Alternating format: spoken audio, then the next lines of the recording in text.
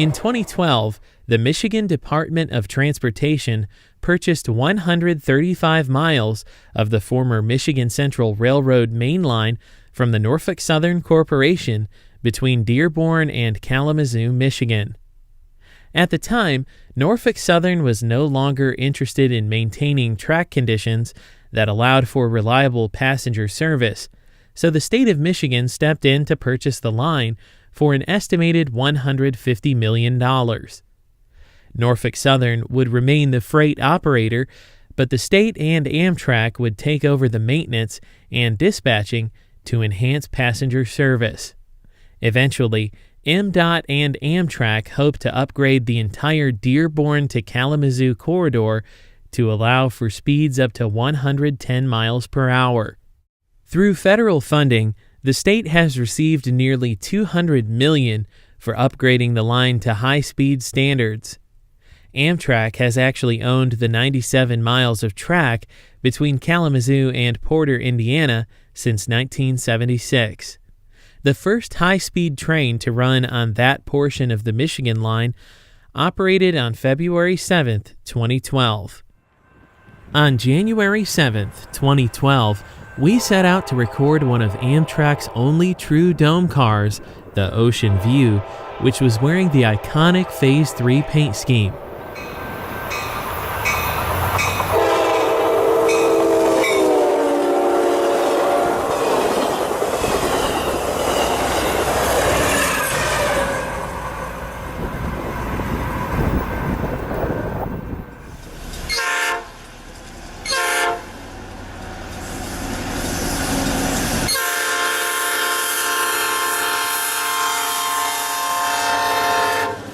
Throughout the summer of 2012, we documented many of the local trains in and around the Rose City. In fact, most of Norfolk Southern's Michigan Line locals are based out of Jackson.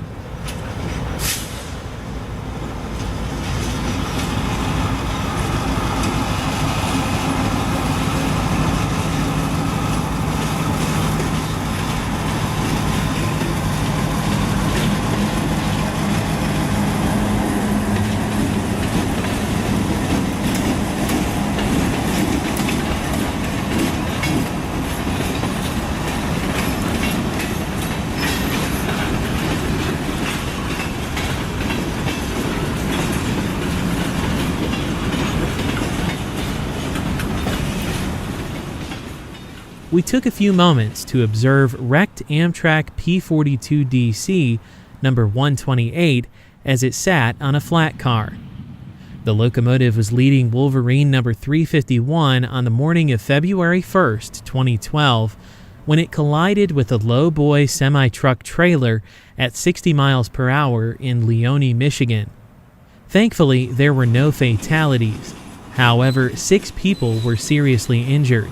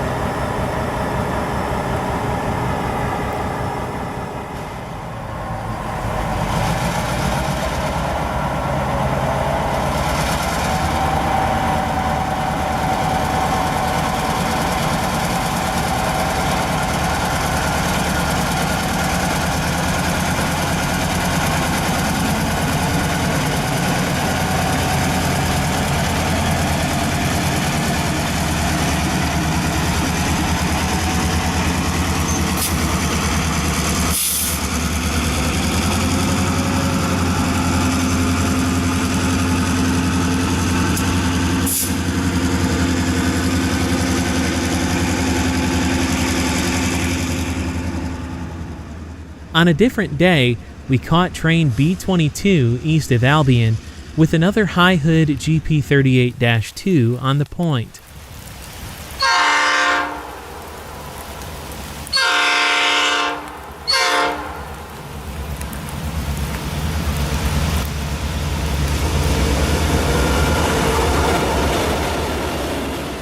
On another summer afternoon, we caught B-22 once again with a pair of high-hood GP38-2s running long hood forward.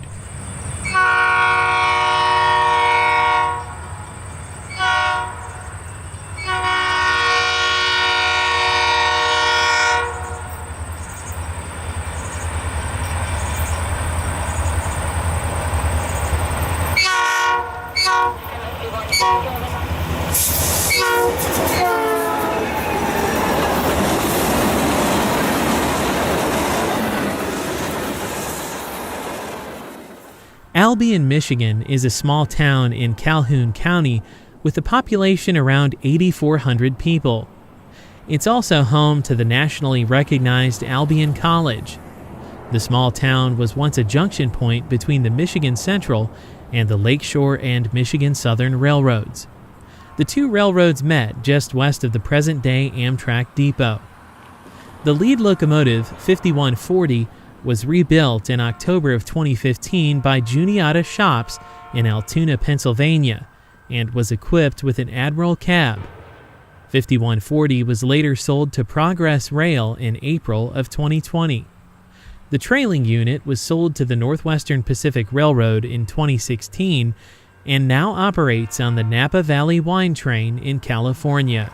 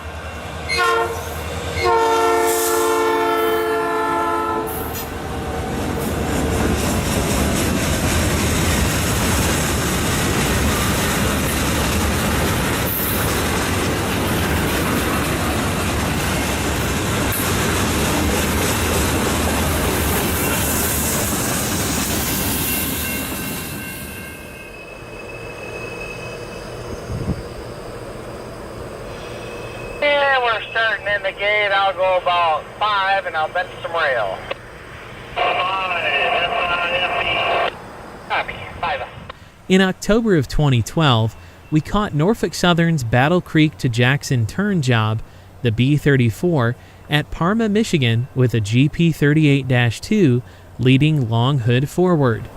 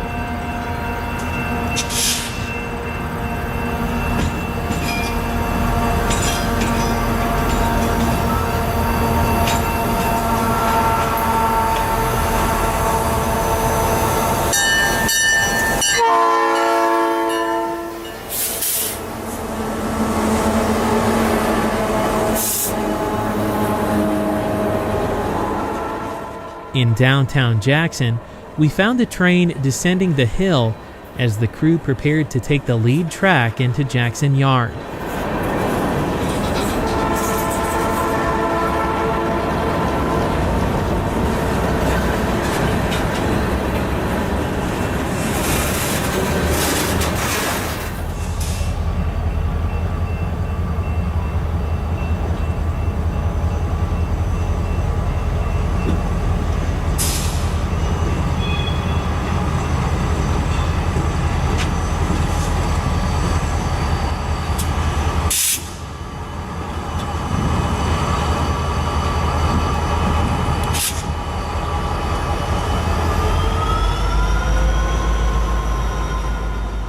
Norfolk Southern 5044 was built by EMD in March of 1972 for the Southern Railway. 10 years later, it became part of the Norfolk Southern system, where it operated in both mainline and local service for the next 3 decades. In the late 2000s, the locomotive spent a significant amount of time in Illinois, Indiana, and Michigan. It was frequently assigned to Jackson and Battle Creek when not working the steel mill jobs near Gary, Indiana. In 2016, the locomotive was retired and placed into a deadline in Roanoke, Virginia. In August of that year, 5044 was sold to the Tennessee Valley Railroad Museum in a locomotive auction. Today, it serves Volkswagen's automotive plant outside of Chattanooga on TVRM's Tyner Terminal Railway. On November 22, 2013, we chased one of the last Norfolk Southern maintenance of way trains over the now state-owned Michigan line. At the time, Norfolk Southern was still partially responsible for maintenance, even though the state of Michigan took ownership nearly 1 year earlier.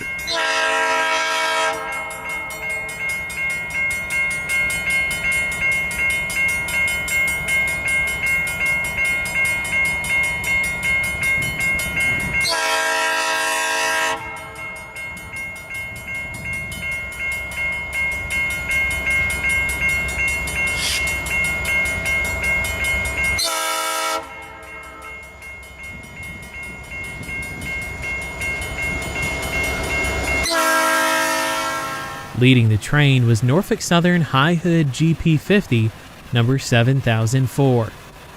Between Leone and Grass Lake, we paced the train as it continued east. Originally built in September of 1980 by EMD for the Southern, GP50 number 7004 was one of 90 such units on the railway's roster. It was built to handle high-priority TOFC trains and eventually became part of Norfolk Southern's roster in 1982, where it continued in mainline service until the late 2000s. For the remainder of its career as a GP50, 7004 was relegated to local service. 1 month after this footage was recorded, the locomotive was retired and stored in Altoona, Pennsylvania, to be rebuilt as a GP33 Eco. Through federal and state grants, Norfolk Southern rebuilt 28 of their former GP50s into the low-emission GP33 Eco class to meet the EPA's Tier 3 emissions standards. In January of 2015, the former 7004 emerged from Juniata shops as number 4700, the class leader. The 4-axle locomotive was equipped with large flared radiators, an Admiral cab, and was dressed in a stunning green and black paint scheme. It was also equipped to operate as a master unit for the NS 645 series RP M4C road slugs and is radio control equipped. 4700 was rebuilt with state funding from Illinois, where it remains in yard and local service around Chicago.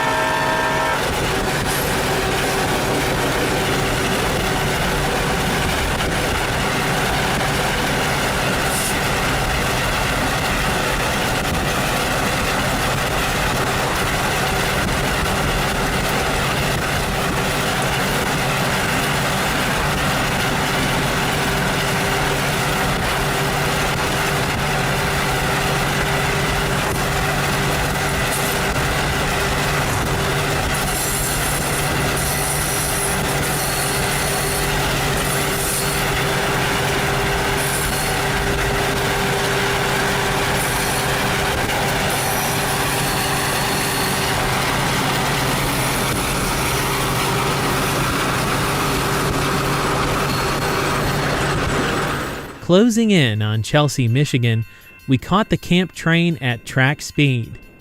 Note the distinctive sounding P3 air horn, a Southern Railway tradition.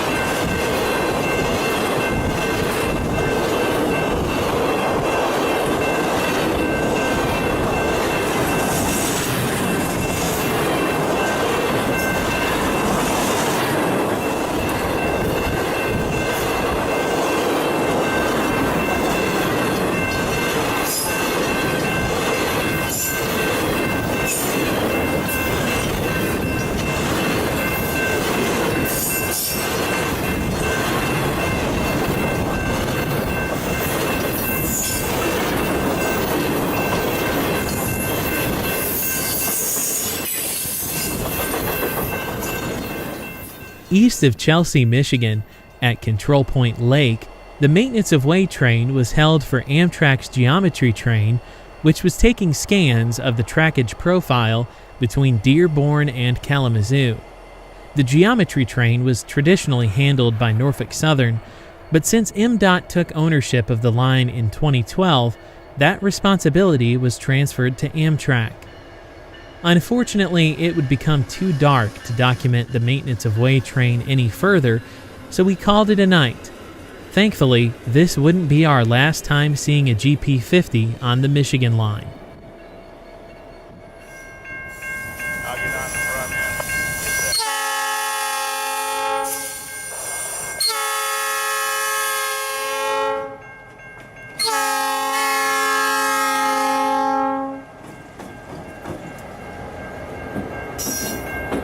1 week later, on November 25th and 26th, we caught Norfolk Southern GP38-2 number 5044 once again on local train B16. Train B16 is one of Jackson's 2 yard jobs that assembles outbound trains and switches local industries. On this day, B16 was working OmniSource metals recycling on the former Cincinnati Northern Railroad branch. OmniSource is one of Norfolk Southern's primary customers in Jackson and receives switching service daily. Later that evening, we found train B22 in Albion with 5076 leading the train at track speed. B22 works several customers in Albion, including the Andersons Elevator west of town.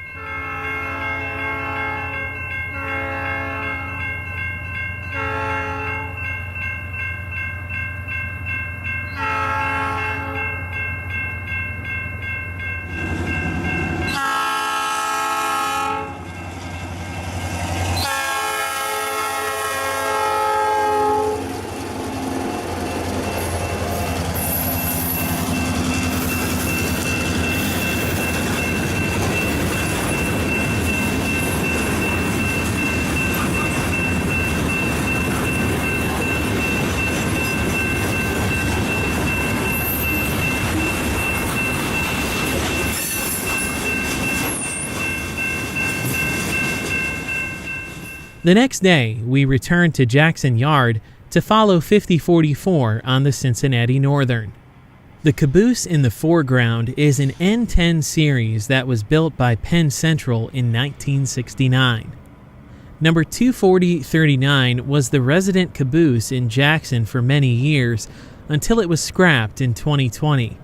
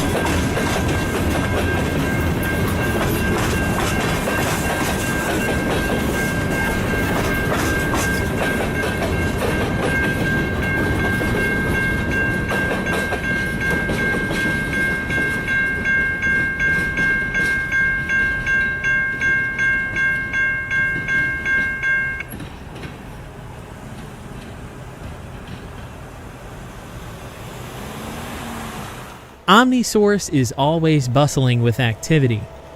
This congestion means that train crews sometimes have to flag crossings. At the main office, the conductor stepped off the locomotive to direct traffic.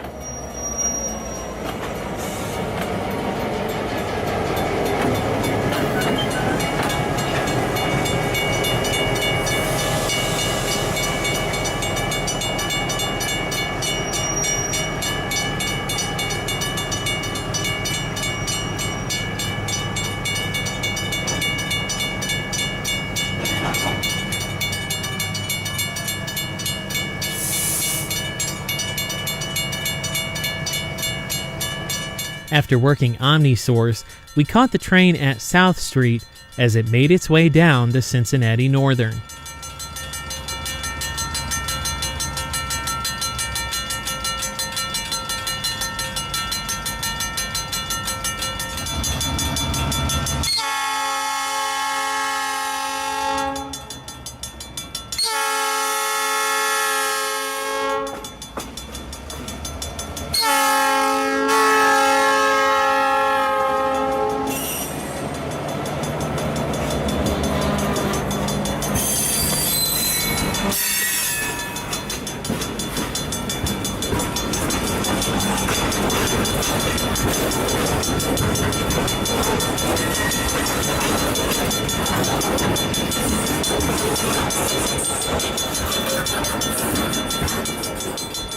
Since there isn't a passing siding at OmniSource for the locomotive to run around the gondolas, B16 will take the Cincinnati Northern just a few miles south to Gordeau Max Steel, where there's a short runaround track.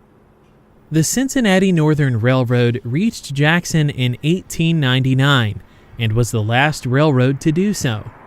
It was a conglomeration of several other smaller railroads that formed a 186-mile line from Jackson to Cincinnati, Ohio. In 1901, the CN was taken over by the Big Four Railroad. 5 years later, New York Central acquired the Big Four and operated the Cincinnati Northern until the Penn Central merger in 1968. 8 years later, beginning in 1976, much of the Cincinnati Northern main line would be abandoned under Conrail.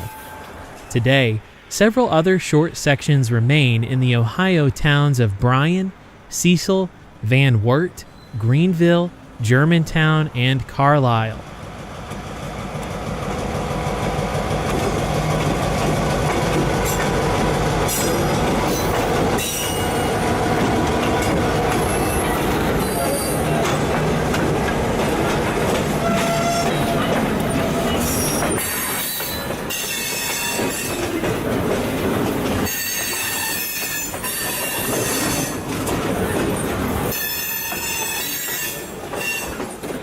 This was the last time we saw high hood GP38-2 number 5044 before it was transferred to another location. In the summer of 2014, we were able to document several other high hood locomotives at Jackson. On August 20th of that year, we found this pair of GP38-2s on train B34.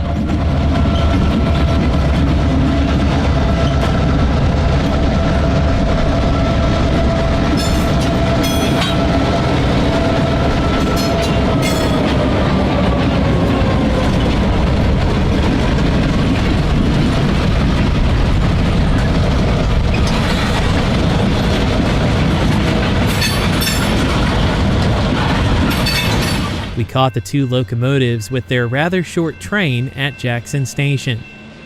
At the time of this video, train B34 ran from Battle Creek to Jackson and back on Mondays through Fridays.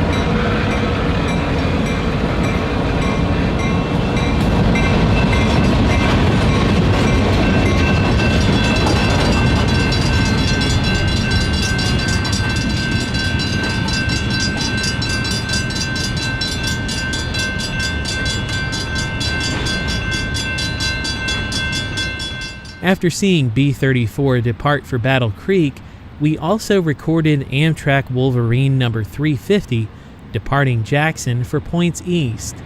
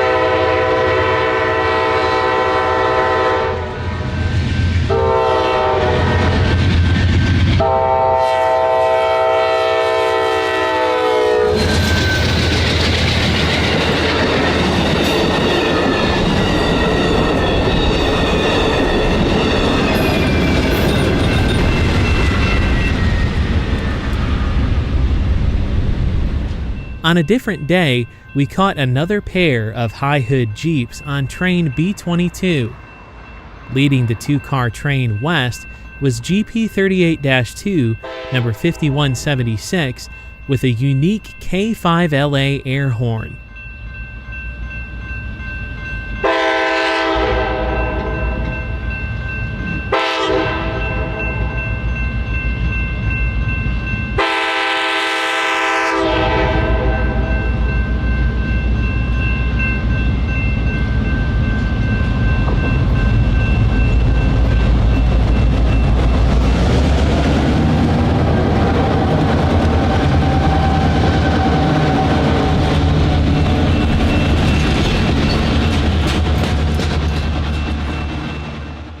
On August 4th, 2016, we visited Jackson to record Norfolk Southern train B16 on the Cincinnati Northern branch.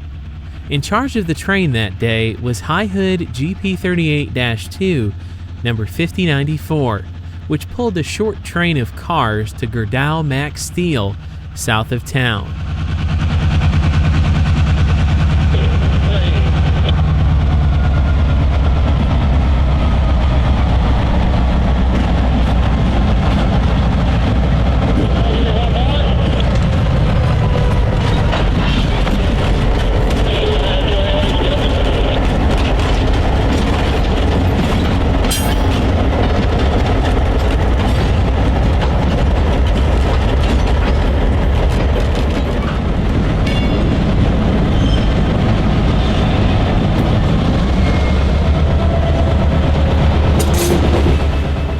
The 2,000 horsepower locomotive was built by EMD for the Southern in 1973, where it served the South for 9 years before becoming part of Norfolk Southern's roster in 1982. Until the early 2000s, the locomotive was used in mainline and local service. By the mid-2000s, however, the 4-axle EMD was relegated to local and yard service until the end of its career with Norfolk Southern in 2016. That year, Norfolk Southern auctioned off the locomotive, which was purchased by General Electric. Ironically, 5094, an EMD locomotive, would become GE's new yard switcher at its locomotive plant in Erie, Pennsylvania. As of 2022, GE still owns 5094, but it has since been moved from the Erie site.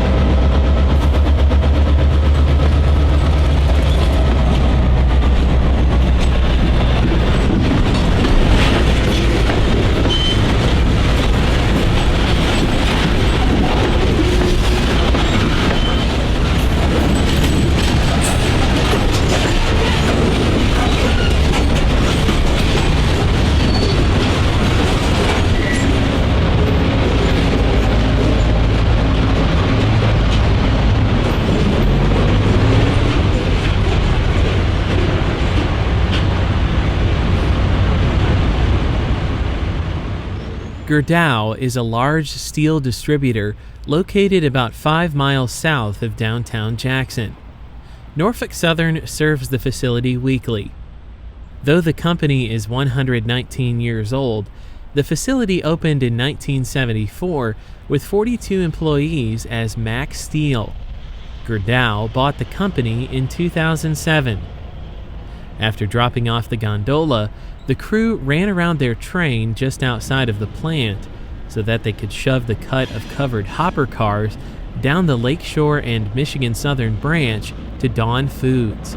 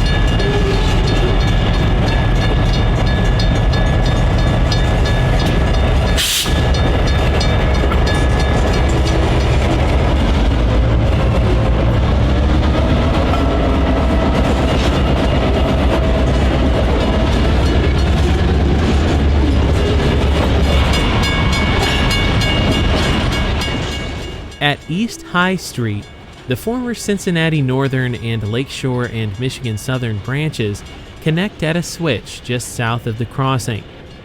In order to clear the switch, 5094 pulled beyond the crossing before shoving about 2 miles to Dawn Foods.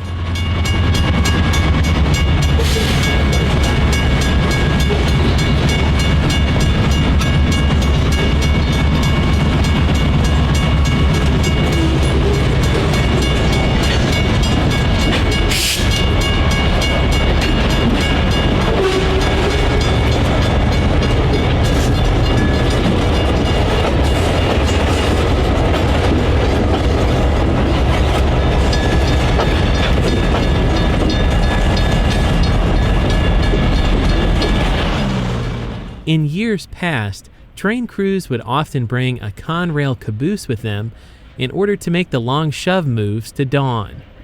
In the summer months, the caboose isn't needed since the covered hopper cars provide a safe platform for the conductors to stand on.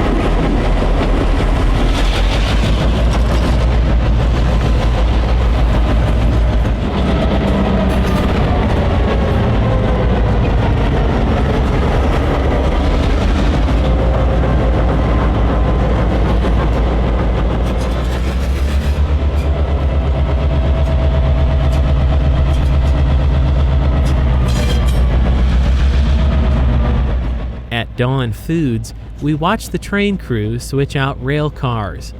This facility receives rail service several times every week. In 2020, Dawn Foods celebrated its centennial.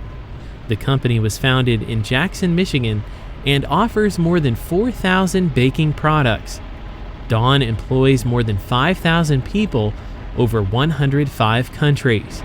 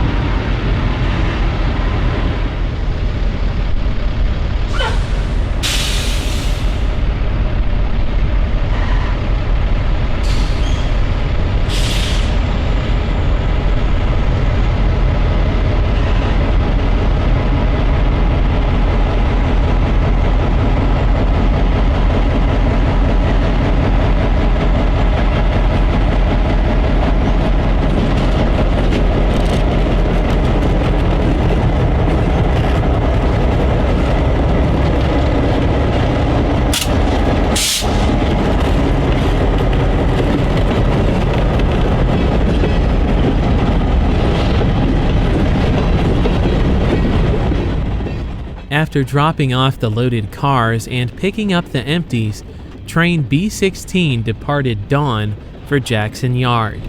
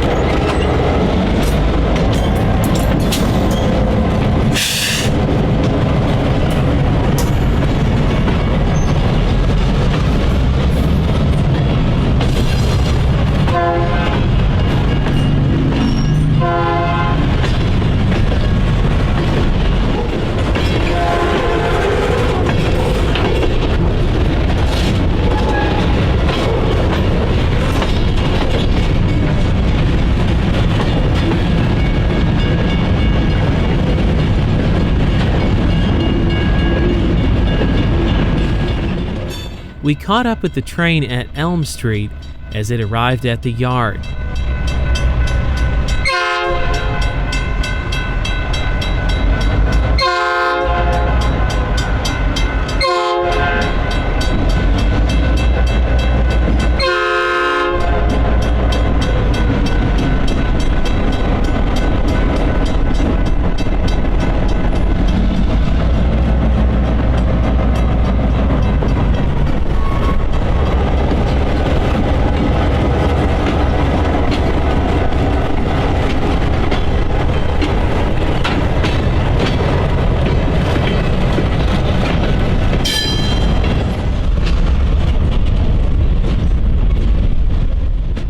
These cars were added to train B33 that night, which took them to Kalamazoo for interchange with the Grand Elk Railroad.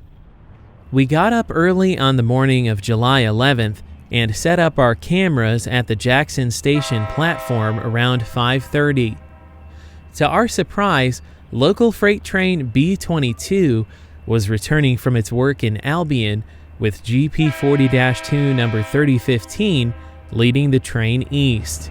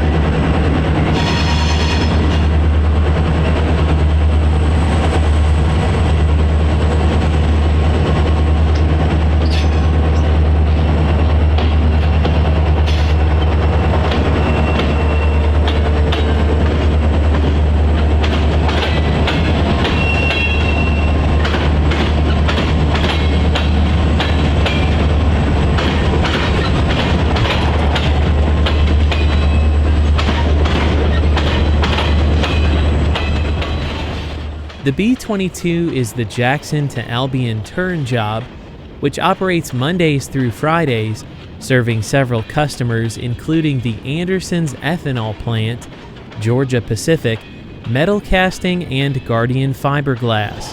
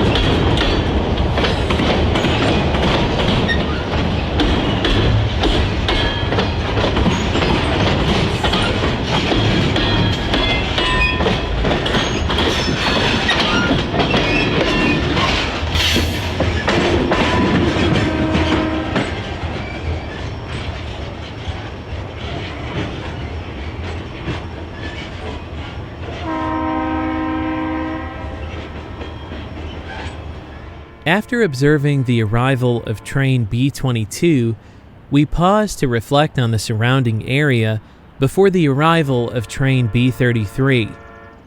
Downtown Jackson hadn't quite hit the morning rush hour yet, and the sun was just starting to show on the horizon. Located 1 mile west of Jackson Yard, the Amtrak station is the oldest continuously operated passenger rail station in the United States, being open every day, rain or shine, since September 1st, 1873.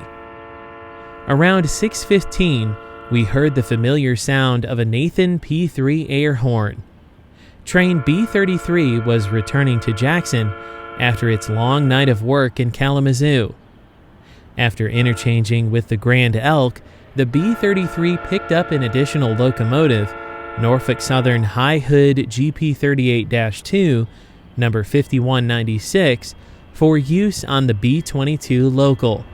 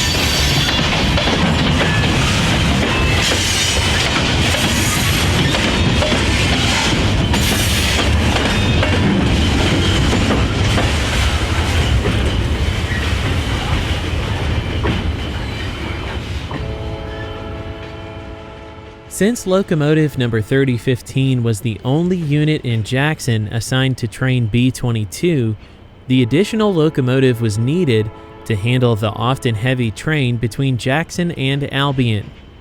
However, due to an issue with the locomotive's sewage system, the 5196 would immediately be sent back on the westbound B33 later that evening.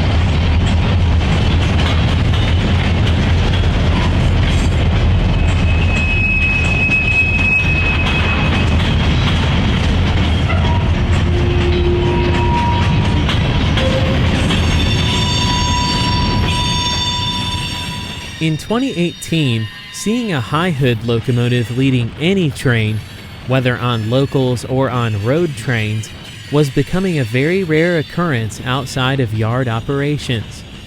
With poor visibility from the high short hood and long hood forward operation, crews don't favor these locomotives. As a result, Norfolk Southern rebuilt and equipped many of the 5000 to 5100 series locomotives with Admiral cabs to increase visibility, leaving only the radio control equipped high hoods remaining on the roster. In fact, all of Norfolk Southern's 6-axle high hoods have been retired or rebuilt, excluding only the former N&W 1600 series, which are used in yard service. On August 17, 2017, Norfolk Southern sold 62 of its high hood GP38-2s at an auction in Roanoke, Virginia, thinning the roster even further. Arriving at Jackson Yard, Matt and Cliffy would tie the train down, leaving the consist to be sorted out by the afternoon yard job, Train B44. On August 21, 2022, we were surprised to find SD40-2 number 1632 at Jackson Yard. As mentioned earlier, the 1625 to 1635 series SD40-2s are the last 6-axle high hood units on the Norfolk Southern roster. The only reason they remain in service is that they're radio control equipped and are used strictly in classification yards. The extra room in the high short hood makes for the ideal storage compartment for the radio gear. By divine intervention, the train crew decided to use 1632 to switch out cars on Sunday Extra Train B4R. The plan was to build an outbound train for B25, which would take the cars to Wayne, Michigan the following day. Before firing up the locomotive, Ryan, the Power Ranger Morris, made sure the air conditioning unit was in working order. Today, it would be set at 10 and 2. That's 10 miles per hour and 2 doors wide open.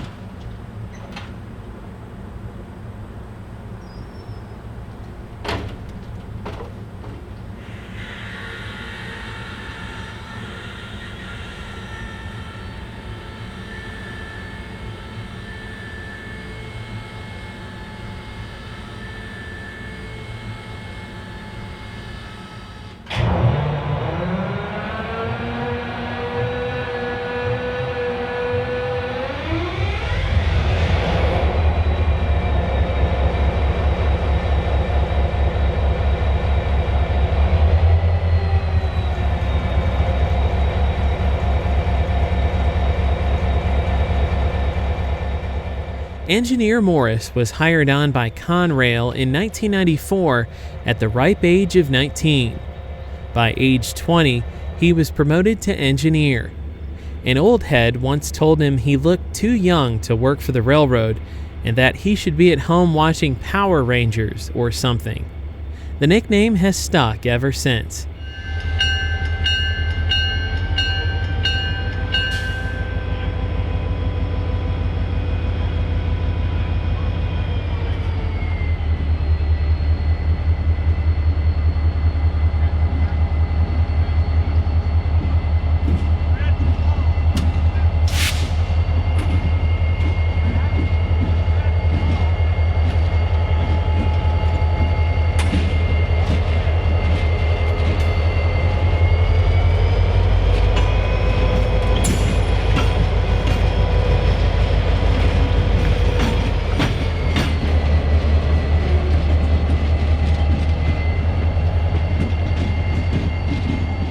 Since these units typically don't venture outside of Norfolk Southern's major terminals, it was imperative to document 1632 working at the yard. The 49-year-old ex-Norfolk and Western locomotive was sent there by mistake, escaping Detroit's Oakwood Yard for a few days for use as a B unit on the Jackson to Wayne turn. Since 1632 isn't equipped with positive train control, it can't lead on the Michigan line. It can, however, be used in yard limits, which is why B4R was able to get away with using the rare EMD.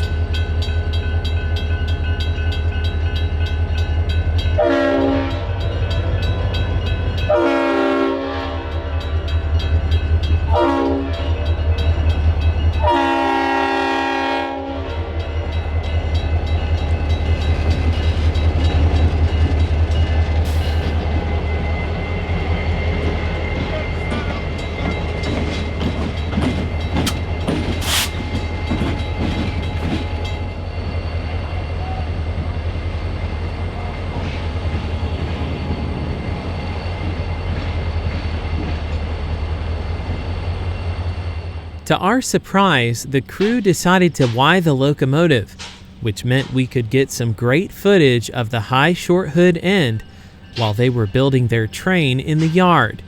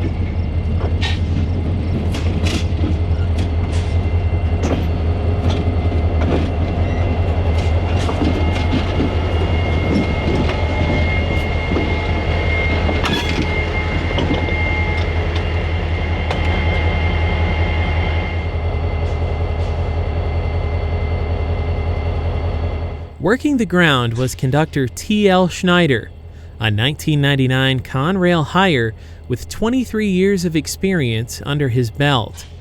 At Southeast Avenue, conductor Schneider hopped off the locomotive to throw the switch to the yard lead.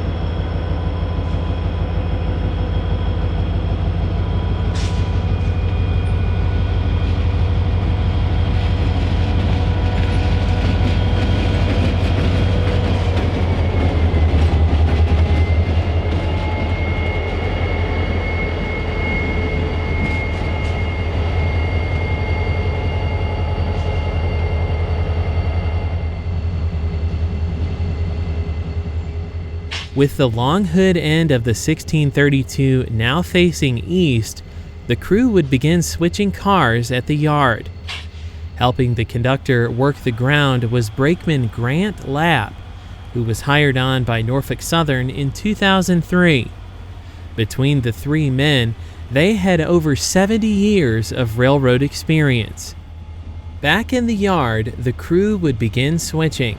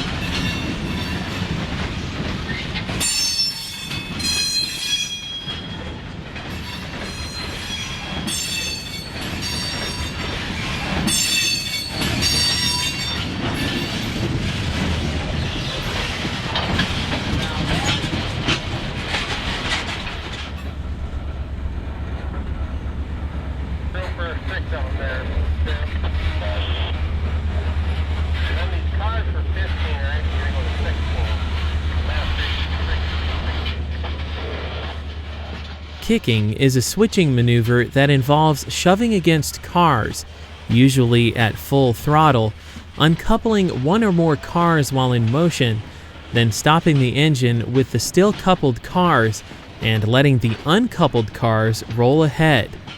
Uncoupling, referred to as pulling a pin, can only be done when the slack is bunched together. Otherwise, the uncoupling mechanisms will not operate.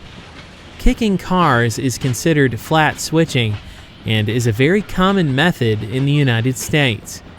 It saves time and eliminates the need to shove cars into various tracks. Railroaders have been kicking cars since before the knuckle couplers were installed, though that invention made the kick so much easier. A coupling speed of 15 miles per hour is likely to cause damage to cars and lading, so crews never want to kick over 4 miles per hour. It's the maximum recommended speed for safe coupling.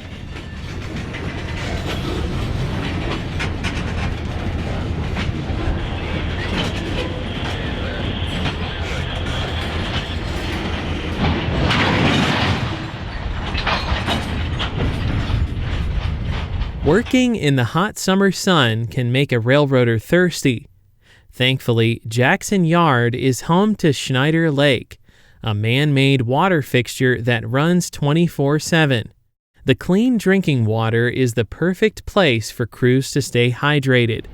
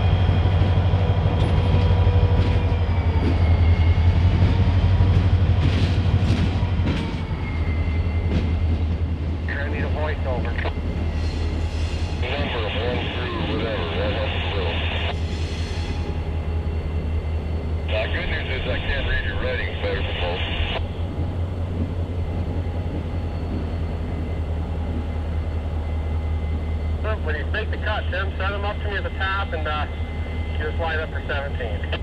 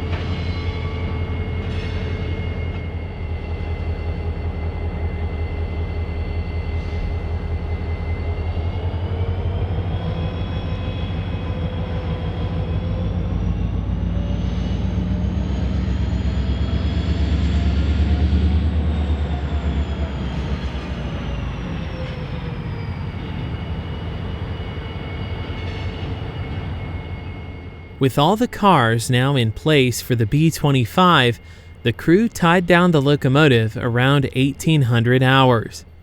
We'd like to thank both Ricky Bobby, the yard office cat, and the guys at Jackson Yard for their kindness over the years. We really appreciate you tolerating our cameras all this time. And thanks to our viewers. We hope you enjoyed the video. Thanks for watching Delay in Block Productions. Until next time, happy railroading.